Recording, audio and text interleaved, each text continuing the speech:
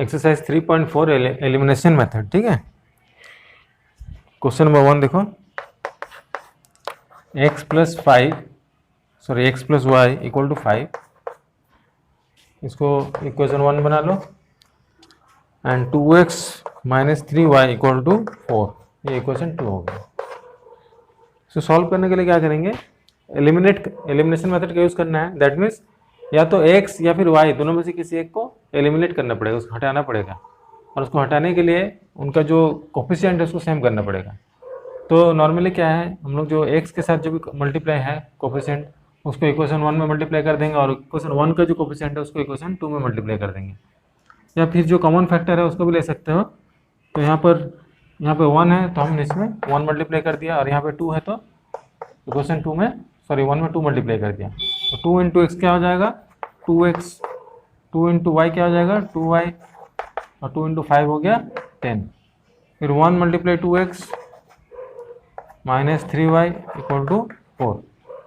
इसके बाद अगर दोनों ही पॉजिटिव है तो हमको माइनस करना पड़ेगा, मतलब सेम साइन में है तो माइनस करना पड़ेगा, अपोजिट साइन में है तो ऐड करना पड़ेगा। तो यहाँ पे लिख सकते हो multiply 2 in equation 1 and 1 in equation 2, then subtract, से लिख सकते हो।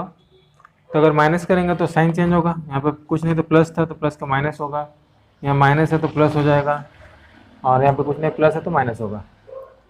तो देखो +2 और -2, अब बीच वाला साइन को और देखना नहीं है, +2 और -2 कट गया, +2 + 3, बीच वाले साइन को नहीं देखना है, +2 + 3 कितना होगा 5y, 10 - 4, 10 - 4 क्या होगा 6, तो y का वैल्यू कितना आ गया 6/5। अब इस y का वैल्यू को किसी भी इक्वेशन में पुट कर दो तो x का वैल्यू आ जाएगा। तो नॉर्मली जो इक्वेशन थोड़ा सा सिंपल है उसमें पुट करेंगे, फर्स्ट इक्वेशन ज़्यादा सिंपल है उसमें पुट करेंगे। ऐसा लिखो, put the value of y, put the value of y in equation 1। Equation 1 x plus y equal to 5 था, x equal to 5 minus y हो गया। अब y का वैल्यू को पुट कर दो 6/5, एलसीएम ले लो 5 5 5 या 25 माइनस 6 19/5 हो गया इसका answer.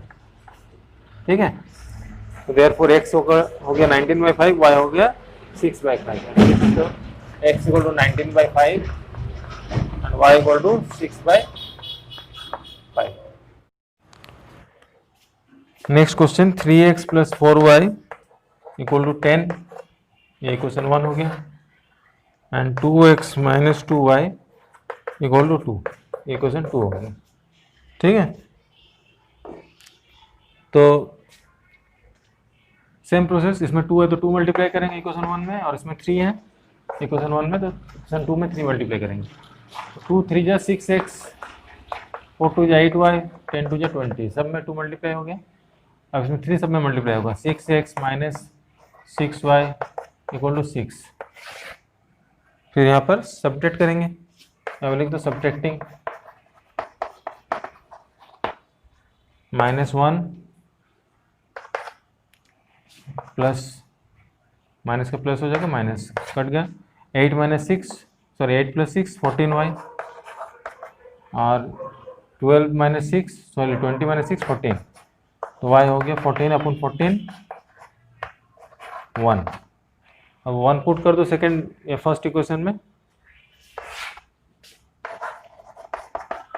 Put the value of y in 1।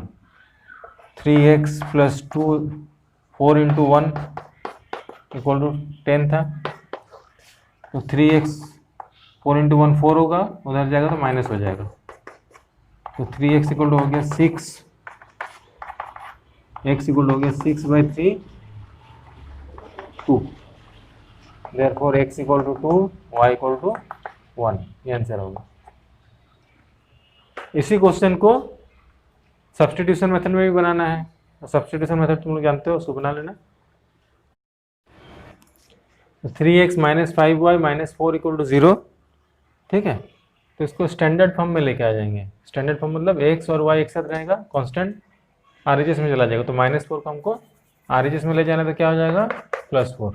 तो ये बनेगा इक्वेशन 1। सेकेंड इक्वेशन है 9x = 2y + 7। इसमें भी 2y को इधर लेके आना है, तो यहाँ पे माइनस हो जाएगा, इधर आएगा तो, और यहाँ पे बन जाएगा इक्वल टू, तो 9x - 2y = 7 हो जाएगा सेकेंड इक्वेशन। ठीक है, इसको अरेंज कर लिया गया। अब यहाँ पे 9 है तो यहाँ पे 9 मल्टीप्लाई करना है, 3 है तो 3 मल्टीप्लाई करना है, ऐसा भी कर सकते हो। या फिर हमको सेम बनाने के लिए अगर मैं सिर्फ इसमें 3 मल्टीप्लाई कर दूँ तो भी 9 9 हो जाएगा, इसलिए इसको इससे मल्टीप्लाई करना, इसको इससे मल्टीप्लाई करने का ज़रूरत नहीं पड़ेगा, डायरेक्ट इसमें 3 मल्टीप्लाई कर दो और इसमें 1 कर दो, तो 3 3 या 9x हो गया, 15y हो गया, 12 हो गया, 9x 2y 7। मतलब मल्टीप्लाई करने का मकसद यह है कि दोनों सेम रहे। अब सेम कैसे भी कर सकते हो। अब देखो यहाँ पर साइन चेंज करो,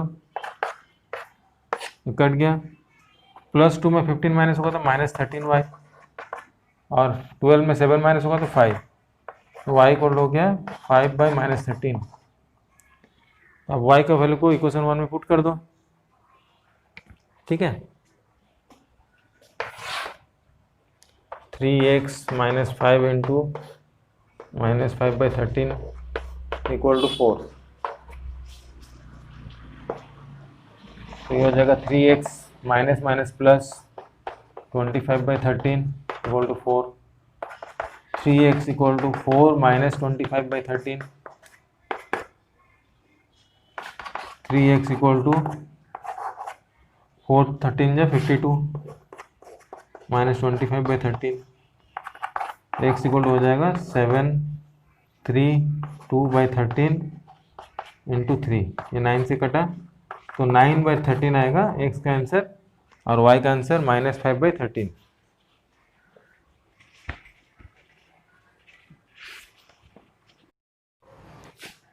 x/2 2y/3 = -1।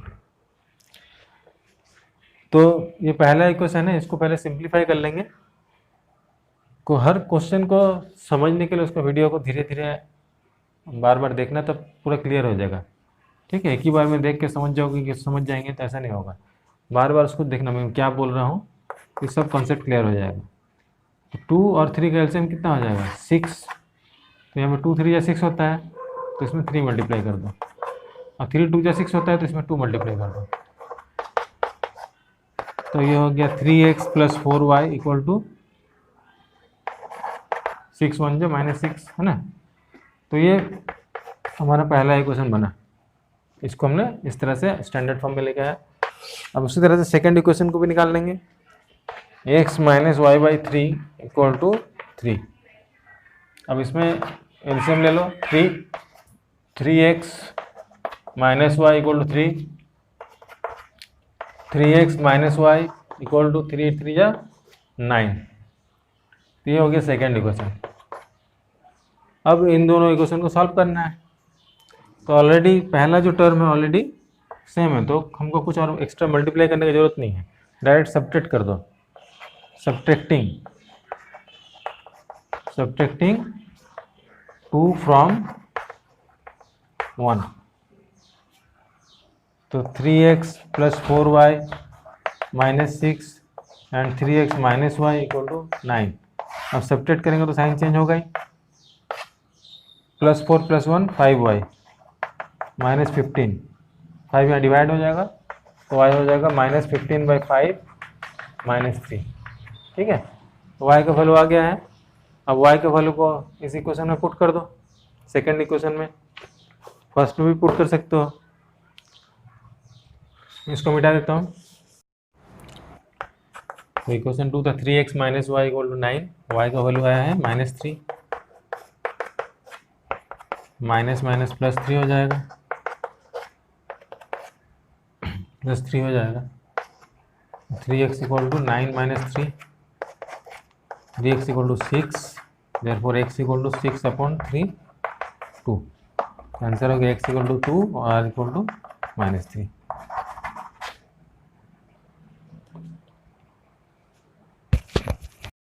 1 to the numerator and subtract 1 from the denominator, fraction reduces to 1.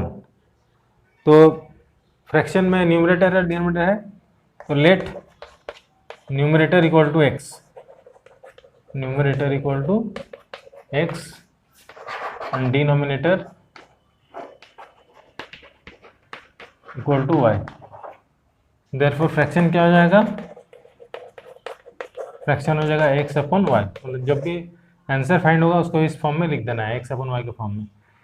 अब क्वेश्चन का कंडीशन क्या है, according to question, if we add 1 to the numerator, मतलब न्यूमरेटर में 1 ऐड किया, एंड सब्ट्रैक्ट 1 फ्रॉम डिनोमिनेटर, इसमें 1 subtract किया, तो फ्रैक्शन क्या हो जाएगा, फ्रैक्शन रिड्यूसेस टू 1, मतलब 1 हो जा रहा है। क्रॉस मल्टीप्लाई करो, x plus 1 equal to y minus 1, y को ट्रांसपोज करके इधर लेके आएंगे तो माइनस वाई हो जाएगा, माइनस वन, तो x minus 1 equal to minus 2 हो गया पहला इक्वेशन। अब सेकेंड इक्वेशन के लिए again, if it becomes 1/2 if we only add 1 to the denominator, मतलब सिर्फ इसमें 1 ऐड करने से ही हो जा रहा है 1/2। तो देखो इसमें भी क्रॉस मल्टीप्लाई करो, 2x equal to y plus 1, y को ट्रांसपोज कर दिया, ये हो गया सेकेंड इक्वेशन।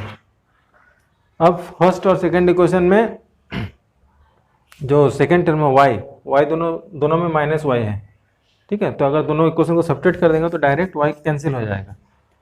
तो लिखो now subtracting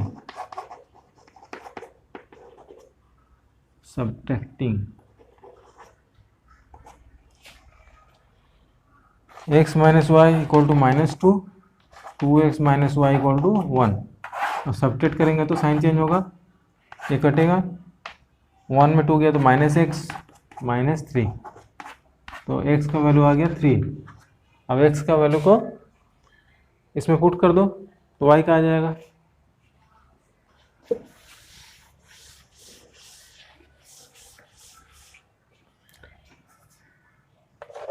x minus y equal to minus 2 था, अब x का वैल्यू माइनस 3 आया है, ये 3 आया है, तो 3 minus y equal to 2, minus y equal to 2 minus 3, minus y equal to minus 1, minus minus cut, y equal to 1 आ गया। तो फ्रैक्शन क्या हो जाएगा, fraction equal to x by y था, तो x का वैल्यू आया है 3/1, ये आंसर हो जाएगा।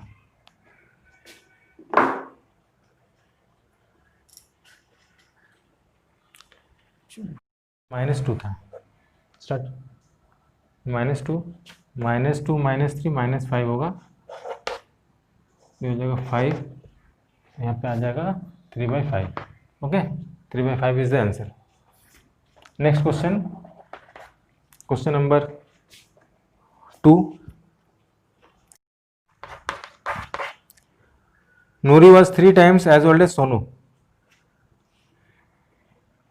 तो इसमें 2 पर्सन है, नूरी और सोनू। तो let the age of Noori equal to x years and Sonu equal to y years। तो कंडीशन क्या दिया हुआ है अकॉर्डिंग टू क्वेश्चन, 5 years एगो, तो दोनों 5 साल पीछे चले जाएंगे, and Noori was 3 times as old as Sonu. Noori जो है वो सोनू का 3 times था, तो इसमें 3 मल्टीप्लाई होगा। इसको सिंप्लीफाई कर लो पहले, 3y minus 15, x minus 3y equal to minus 15 plus 5, तो ये हो गया minus x minus 3y equal to minus 10। इस फर्स्ट इक्वेशन बन गया। अगला कंडीशन क्या है, 10 years later Noori will be twice as old as Sonu. Again 10 year later है, तो दोनों 10 प्लस कर दो, and Noori becomes twice, Noori will be twice, तो इसमें 2 मल्टीप्लाई कर दो। सोनू का ट्वाइस है, सोनू में 2 मल्टीप्लाई किया गया, ये 2y प्लस 20 हो गया, x minus 2y equal to 20 minus 10, x minus 2y equal to 10, ये हो गया सेकेंड इक्वेशन। ओके, अब सब्ट्रैक्ट कर देंगे, x माइनस 3y है, x माइनस 2y, दोनों में पहला जो टर्म है सेम है, x है, तो x minus 3y equal to minus 10, आगे ऊपर बनाए थे,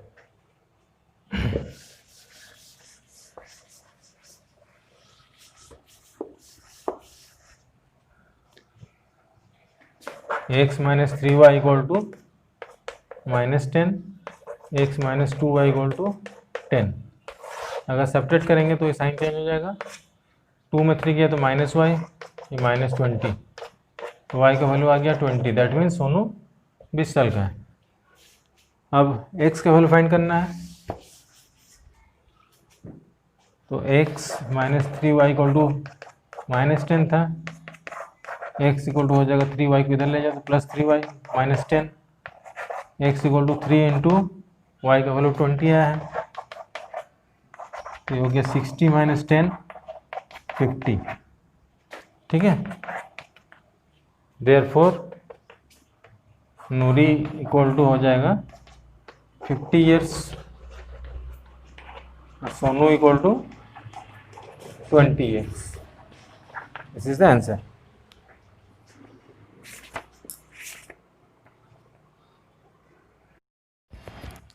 The sum of the digits of a 2-digit number is 9।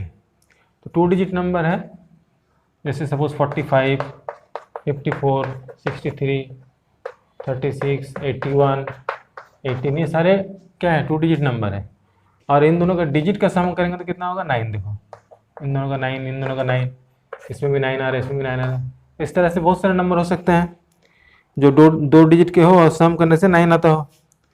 Also 9 times this number is twice the number obtained by reversing the order of the digit. Reversing the order of the digit मतलब ये जैसे 63 है तो ये order change कर देंगे तो 36 हो जाएगा, 81 है तो 18 हो जाएगा, 54 है तो 45 हो जाएगा। इस तरह से कोई भी नंबर हो सकता है। ऐसे क्वेश्चन बनाने के लिए हमेशा कुछ स्टेप को फॉलो करना पड़ता है, उसको लिखेंगे इस तरह से, let unit digit number equal to x, और 10 डिजिट नंबर x ले लो, let unit digit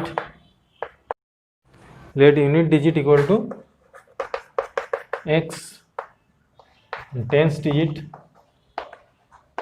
equal to y, ठीक है। तो नंबर क्या हो जाएगा,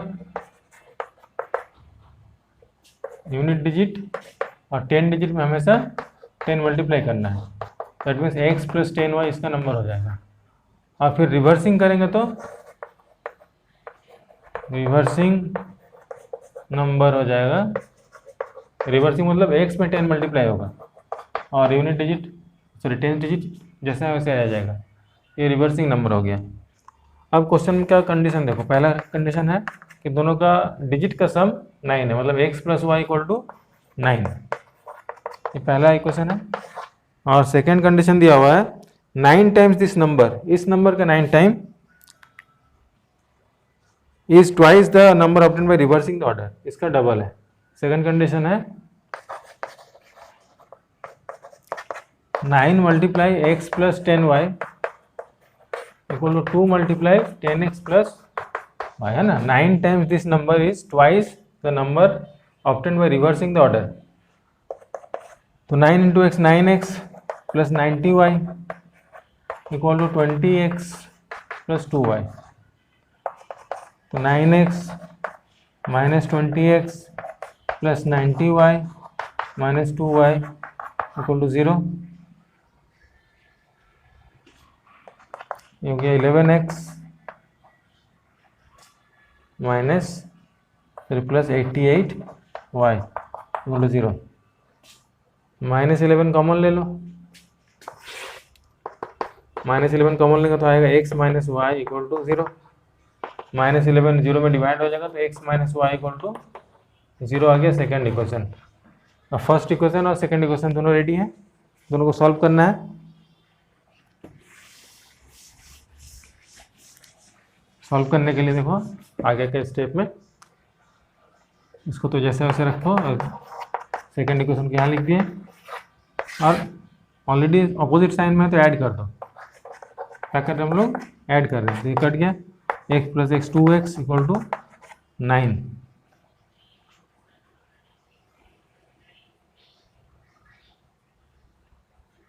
इलेवन कॉमन ले लेते हैं, यहाँ पर 8y आएगा ना, 88 था तो यहाँ पर -8y होगा, तो यहाँ पर आ जाएगा y और ये हो जाएगा 8y। इसको ऐड नहीं सब्ट्रैक्ट करेंगे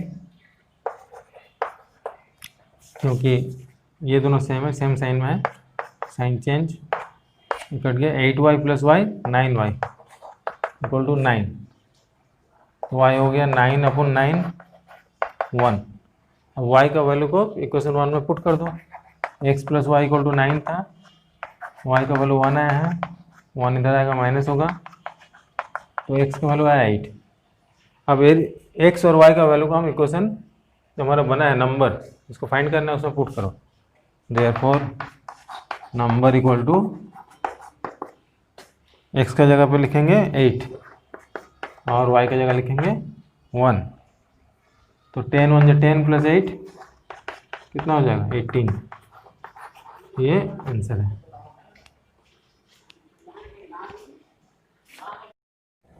question number 4, Meena went to a bank to withdraw rupees 2000. She asked the cashier to give her rupees 50 rupees and rupees 100 notes only. Meena got 25 notes in all. Find how many notes of 50 and 100 she received. So let number of rupees 50 notes equal to x and rupees 100 notes equal to y. According to question दोनों मिला के कितने note हैं 25 notes हैं, ये question 1। और 50 rupees के note multiply 100 rupees के नोट, 50 रुपीज़ इंटू एक्स और 100 इंटू वाई है ना, दोनों का सम कितना हो रहा है 2000, ये सेकेंड इक्वेशन। तो इसमें एक्स और वाई फाइंड करना है, इसमें 50 है तो इसमें 50 मल्टीप्लाई कर दो, इसमें 1 है, कुछ नहीं तो 1, तो 1 से करो, तो क्या हो जाएगा 50x plus 50y equal to, और यहाँ 50x plus 100y equal to 2000। Sign change, 100 में 50 गया -50, y -750, minus minus cut, y equal to 750 by 50 15। That means 100 रुपये के कितने नोट है 15 नोट है, तो 50 रुपये के कितने नोट होंगे, x plus y equal to 25 था, x का वैल्यू पता नहीं है, y का 15 आया है, 15 को ट्रांसपोज कर दो, देयरफॉर x हो गया 10। x का 50 रुपये का 10 नोट है और 100 रुपये के 15 नोट, आंसर हो गया। A lending library has a fixed charge for the first 3 days and an additional charge for each day thereafter. तो पहले 3 दिन के लिए एक फिक्स चार्ज लेता है और बाकी जितने दिन भी बुक रखोगे उसके लिए अलग से चार्ज लगता है। Saritha paid ₹27 for a book kept for 7 days, while Susie paid ₹21 for the book she kept for 5 days. What is the fixed charge and the charge per day? So let fixed charge equal to x और per day charge y, ठीक है। तो सरिता ने कितना दिन book रखा है 7 दिन, तो 7 दिन में से 3 दिन का तो बुक उसका फिक्स चार्ज लग रहा है अकॉर्डिंग टू क्वेश्चन। तो x 3 दिन के लिए चार्ज फिक्स्ड हो गया, तो बाकी 4 दिन बचा और टोटल मिला के कितना पैसा दिया हो 27 रुपीज़। उसी तरह से सुशी ने 5 दिन रखा है, तो 5 दिन में 3 दिन ऐसा यहाँ पे चला गया, 2 दिन बचा और उसने 21 रुपीज़ दिया। अब दोनों को सेपरेट कर दो,